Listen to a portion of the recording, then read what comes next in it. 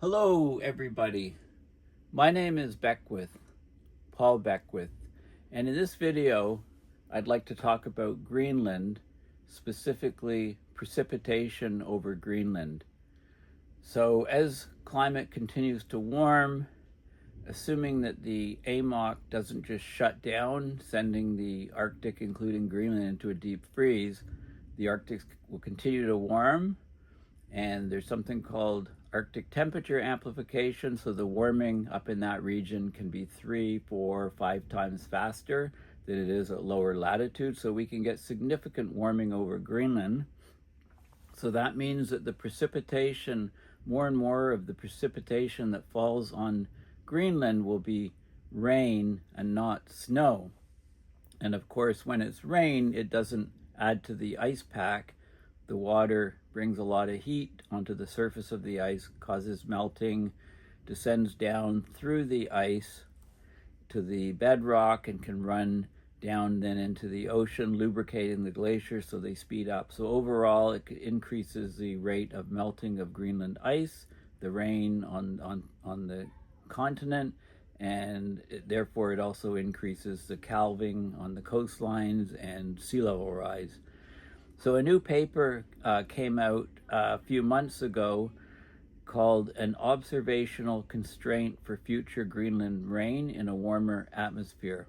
So it uses satellite radar observations of precipitation over Greenland over a 14-year time span, and then combined with temperature records on the surface. They assume if the surface temperature is above 2 degrees Celsius, they say it's raining, and if it's below 2 degrees Celsius, they say it's snowfall. Okay, so those are some of the things that they look at, and then they make projections for based on warming rates as to what might happen to the amount of rain over Greenland in the future. So it's a very interesting paper, and I have covered this in previous videos. I just checked, there's one from about a year ago, which I'll bring up. But let's have a look at this. Let's have a look at this paper first. So it's open access, open source, so everybody can look at it. But before I get into the paper, I just want to show you a couple definitions. Firn is granular snow. So when it snows and the snow starts getting packed down over subsequent seasons where there's more and more snow, the snow on the upper part of the glacier gets packed down, and it can take decades, but eventually this firn gets compressed, the air gaps within it vanish, and it gets compressed into ice. But generally the firn is porous, so water can go into the pores, and then when it freezes, that can help build up the ice, or the pores of the firn could actually act as a storage mechanism for meltwater on the surface. And if you look at the Greenland ice topography maps, well, this is what Greenland looks like with no ice. Okay, there'd be water in the center, and the elevated land is around the perimeter of Greenland. This is a great depiction here, 3D sort of image of what Greenland would look like with no ice. So the topography, the elevated topography is around the edges, and it's sunk in the middle. Okay, this is an interesting picture. It's a topographic map of Greenland from bedrock elevation data. So if you stripped away all the ice of Greenland, this is what you'd have underneath. So it's an interesting article. All the links are in the description of this video. If you want to look at what the ice is presently looking like, on Greenland, this is the Greenland bed topography, again with no ice, and this is the Greenland ice thickness map, where the dark blue is 0 to 1,000 meters or a kilometer high elevation. Light blues 1,000, 1 kilometer to 2 kilometers, 1,000 to 2,000 meters, and the yellow is just over 2,000 meters, and the reds are up to 3,000 and slightly above 3,000 meters. Okay, so that's the topography, a little bit about the history and how it's changing today on this website. Now, so let's go back to the paper. Okay, so what does it say? Well, increased rain over the Greenland ice sheet can obviously accelerate the mass loss of Greenland, right? It contributes to the melt. It doesn't add to the amount of ice like snow does. Snow on Greenland getting compressed over many years adds to the ice mass. So it also causes sea level rise to accelerate. So they looked at 14 years of spaceborne radar observations over Greenland, over the Greenland ice sheet, to get an observational study on the increased rain occurrence in the warming climate. Okay, so they combined the satellite information on precipitation with the temperatures at the surface to get the fraction of precipitation in snowfall versus in rainfall. Okay, so the data covered 2006 to 2020, and so they got a spatial and temporal distribution of modern snow and rain over this time period, 14-year time period, and a spatial distribution across the surface of Greenland. So what it allowed them to do was determine the increase of rainfall over Greenland due to atmospheric warming alone. And rain doubles under 2.3 Celsius of local near-surface warming, according to the results of the study. If you had warming of 10.7 over Greenland, half the precipitation observations would become rain, so only half snow, half rain. The projected 21st century warming, and this is conservative, would lead to a rain-dominated precipitation record at low elevations, with rain possible anywhere on the ice sheet, so even at high elevations. So this phase shift of precipitation from snow to rain due to warming alone can generate rain capable of amplifying the surface runoff and sea level rise, so melt of the Greenland ice cap. So the key points of this paper: they used the spaceborne radar observations to see precipitation over the 14 years. And depending on the surface temperature, whether it was above or below the 2 degrees Celsius threshold, they determined whether it was actually raining or snowing on the surface. And they measured all the incidence of it and did the statistics. They found that the amount of rain on the surface of Greenland would double with 2.3 Celsius of near surface warming. Now this may sound like a lot, but when you amplify, if you consider Arctic temperature amplification, say of 5 times, this would only require a global average temperature warming of about 0.4 degrees, multiplied by 5 brings you up to the 2 level. Okay, so remember that polar amplification effect. So over the 21st century warming, the warming projected would cause rain to become possible at all elevations and in all months. So they did a seasonal analysis too. The plain language summary is also very useful to read because often it gives you different information from the abstract, and it's just supposed to be the abstract in plain language, but like I say, there's often more information in here. So they basically use satellite radar observations to map precipitation over the Greenland ice sheet from 2006 to 2020. They combined the radar with air temperature data to see where rain and snow have been occurring over Greenland over this time period. And they also show that if the air temperature as the air temperature rises, where would the additional rain occur and in what seasons? They find that only a few degrees of warming could double the occurrence of rain over Greenland. And so basically, with more rain, the Greenland ice sheet loses mass at accelerated rates and raises sea level at faster rates. So present day rain is still fairly rare over the Greenland ice sheet today, but it has a pronounced influence on the amount of mass of ice lost on Greenland and the contribution to sea level rise. So late summer rain on Greenland, it accelerates ice flow towards the margins, the coastlines. Higher temperatures drive more melt and runoff. Rain alters the physical conditions of the snow and the firn, which is the compressed snow, not yet turned into ice.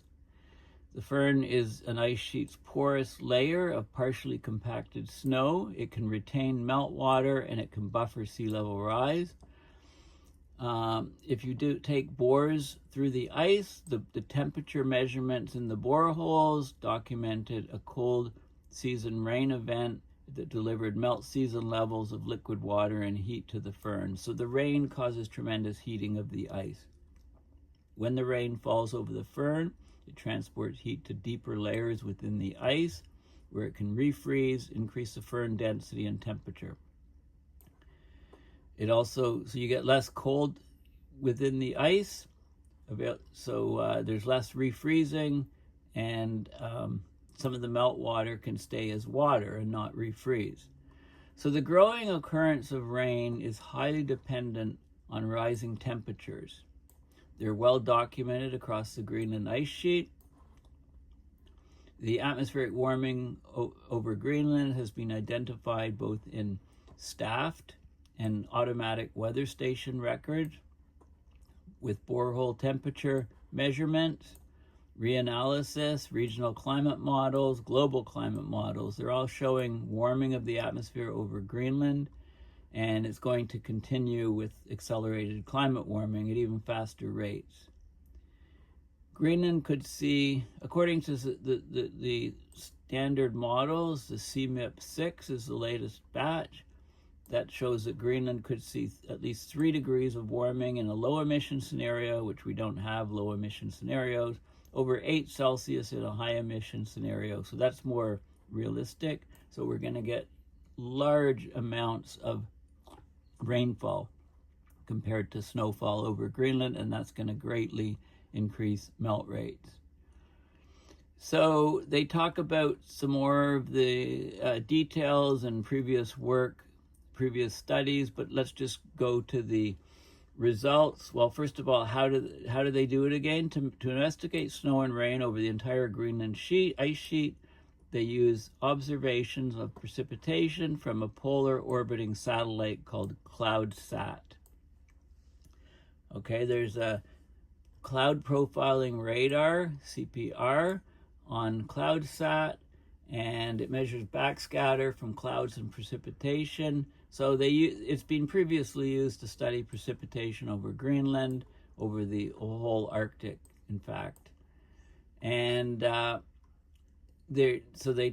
basically what they do, and they combine that with temperature data at the surface to determine whether it's rain or snow.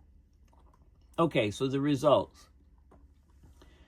So the results, I'll show you the plots which give the results,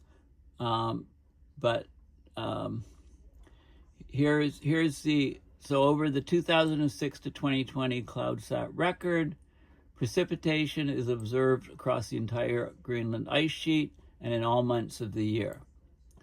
94.7% of the precipitation falls as snow, which is defined as when the surface temperatures are below 2 and there's precipitation. Snow is observed at all elevations and regions of the ice sheet. Rain makes up 5.3% of the precipitation, mostly constrained to low elevation margins. So around the coastlines of Greenland, most of the precipitation occurs in the warmer months, June, July, August, September, but it is seen year round. And the rain almost exclusively happens in the warmer months. 64.2% of the precipitation observations are at high elevations above 1,500 meters or 1.5 kilometer altitude.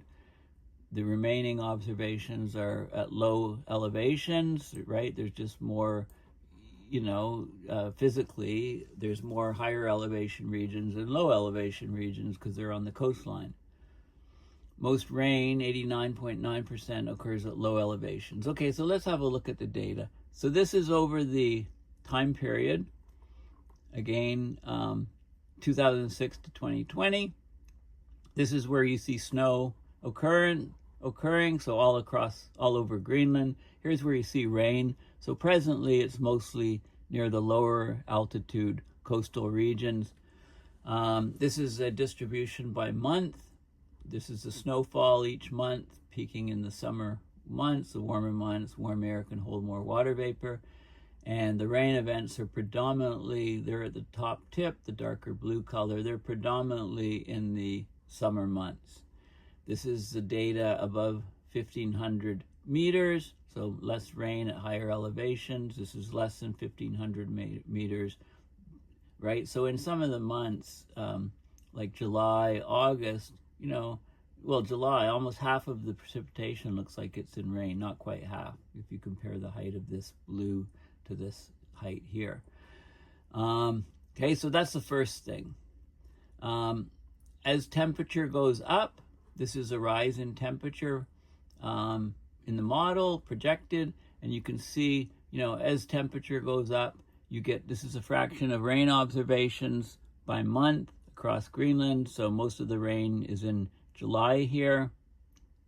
And you see, with 10 degrees warming over this region, you'll have like over 85% of the precipitation will be in rain, and over 50% over the entire summer from the 5th month to the 9th month, basically.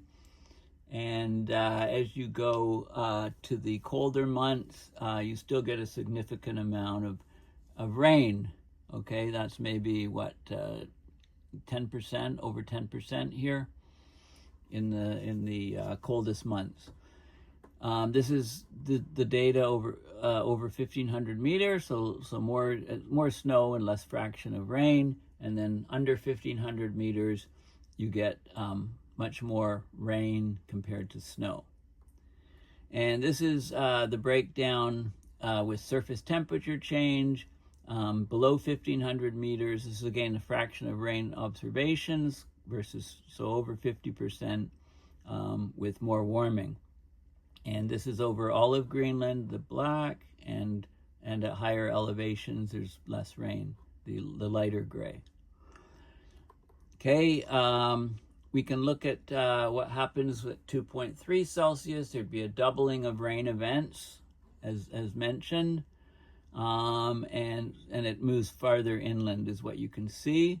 Remember what the rain does, okay? So when it snows on Greenland, over time the snow gets compacted, adds to the ice. When it rains on Greenland, you're not adding any snow, you're not adding any mass, unless the water freezes, but the water comes down, it's warmer than the ice, it melts the ice, so you lose ice layers at the surface, and then the debris within the ice gets concentrated. So when you get lots of melt, you can have very dark surfaces, a lowering of the albedo of the ice sheet.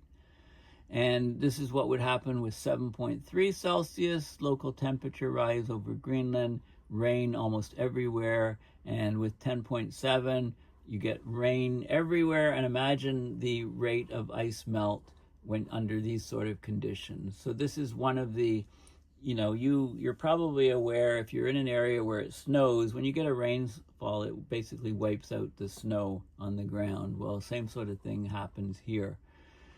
And this is a monthly distribution. So, with 2.3, 7.3, and 10.7 warming, you can see the months. So January, there's still some in the winter months, in the cold months, but April, May really picks up.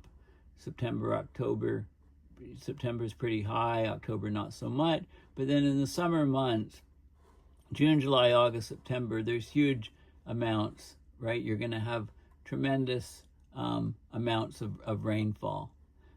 over the entire Greenland, which will greatly increase melt rates. Okay, so basically this is an important study. It shows that they actually measure the rainfall over Greenland over the 14-year time period and compare it to the amount of snowfall over Greenland using cloud-sat precipitation observations. It shows where and when Greenland would experience more rain in a warmer atmosphere. Rain enhances the mass loss from the glacier and therefore sea level rise. The location and timing of liquid water delivery to the ice sheet surface is important for estimating the extent of its impact. At high elevations, only a few degrees of warming is necessary for precipitation to fall as rain and therefore deliver heat to the surface, adding to the melting.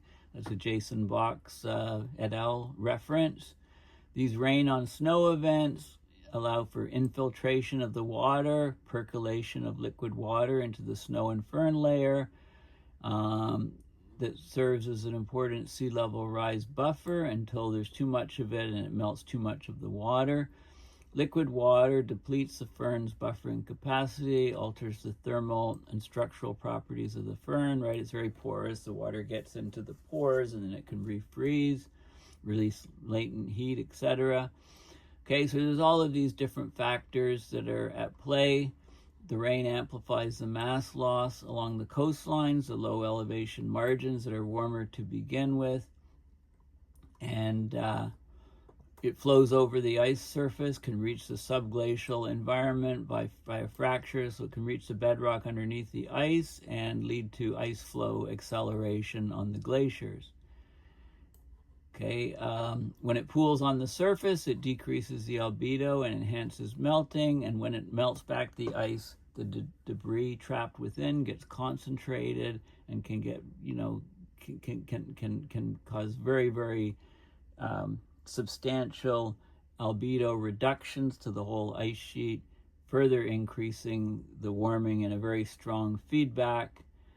Okay, so this is a very interesting study, and then they talk about temperature increases of 2.3, 7.3, 10.7. And remember, these are regional or local temperature increases over Greenland, and if the polar amplification is 5 times, you need to divide these numbers by 5, and that would be the warming, sort of the global warming average, if you like, to have these temperatures over Greenland.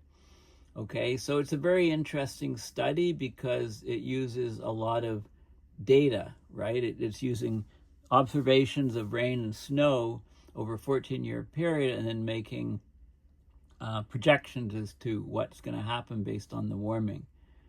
So basically, they characterize modern precipitation over the Greenland ice sheet, how much rain, how much snow. Then they look at what happens when the air temperature warms. 5.3% of precipitation observations from 2006 to 2020 are classified as rain, right? Big radar signature, meaning precipitation, near surface temperature greater than or equal to 2 degrees Celsius. With temperature increases of 1 to 10 degrees, which they then modeled, the fraction of precipitation classified as rain exceeds 50%. The number of observations of rain doubles with 2.3 Celsius of warming, becomes rain dominated with 10.7 degrees Celsius of warming.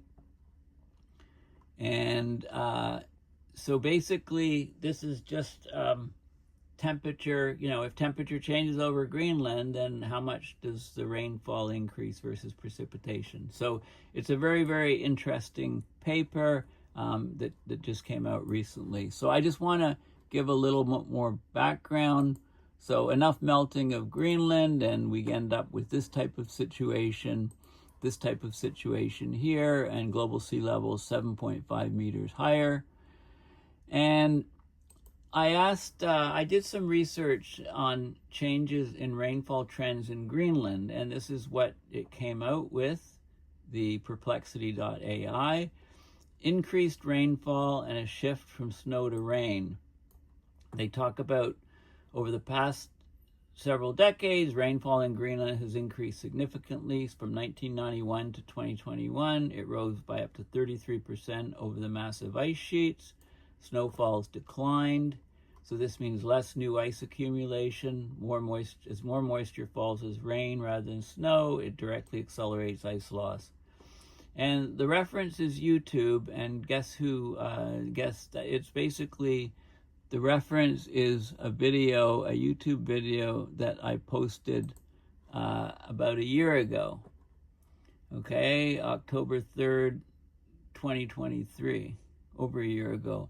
Increased rainfall over Greenland by 33% means less snowfall and thus less ice accumulation. So here's what I wrote October 3rd, 2023.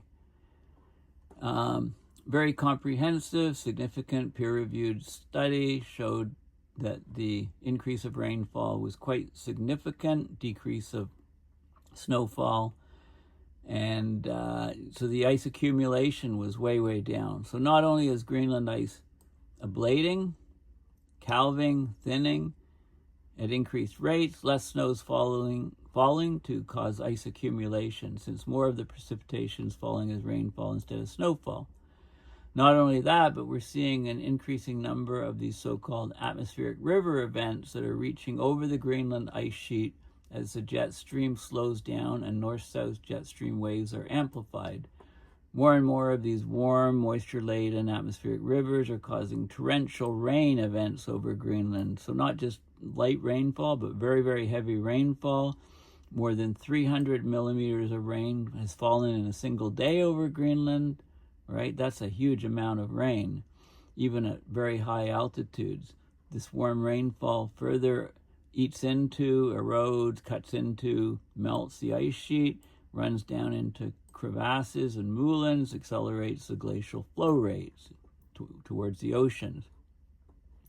Also, these atmospheric rivers are filamenting into fingers of extremely high water content updrafts called rapids.